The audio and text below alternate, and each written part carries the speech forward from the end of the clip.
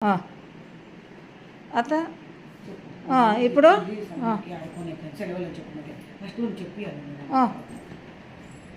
ఇది లూడో ఆడుకోవడానికి కదా మమ్మీ తెచ్చింది హాలిడేస్లో లూడో అంటే ఆడుకునే తెచ్చింది మా మమ్మీ అని చెప్పు అమ్మమ్మకి చెప్పు మరి